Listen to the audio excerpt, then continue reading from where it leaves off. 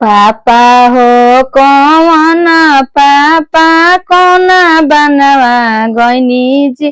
अरे कोना बनवा गइनी जी, कोना बन के बासा वाया गन मेले ऐनी जी, कोना बन के बासा वाया गन मेले ऐनी जी। बेटी हो दुलार तीन बेटी बिरदा बनवा गइनी जी। अरे बिरदा बनवा गइनी जी, बिरदा बन के बासावाया गन मेले ऐनी जी।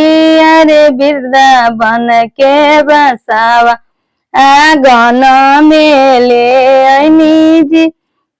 चाचा हो कौन चाचा कोना बनवा गइनी जी। अरे कोना बनवा गइनी जी, कोना बन के बासावाया गन मेले ऐनी जी। अरे कोना बन के बासावा गन मेले ऐनी जी। बेटी हो दुलार तीन बेटी बिरदा बनवा गइनी हो। अरे बिरदा बना गइनी हो, अरे बिरदा बन के बासावाया गन मेले ऐनी हो। अरे बिरदा बन के बासावाया गन मेले ऐनी हो।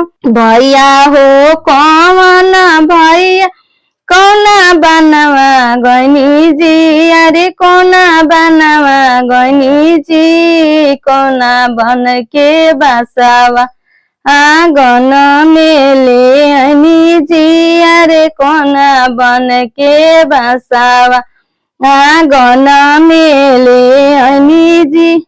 बेटी हो बहिनी हो दुलार तीन बहिनी बिरदा बनवा गइनी हो। अरे बिरदा बनवा गइनी हो। अरे बिरदा बन के बासावा गन मेले ऐनी हो। अरे बिरदा बन के बासावा गन मेले ऐनी हो।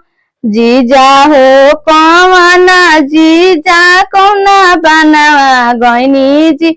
अरे कोना बनवा गइनी जी, कोना बन के बासावा गन मेले ऐनी जी। अरे कोना बन के बासावा गन मेले ऐनी जी। साली हो अपना साली बिरदा बनवा गइनी हो।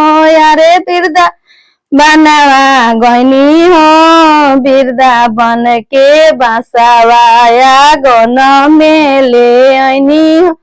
अरे बिरदा बन के बासावाया गन मेले ऐनी हो।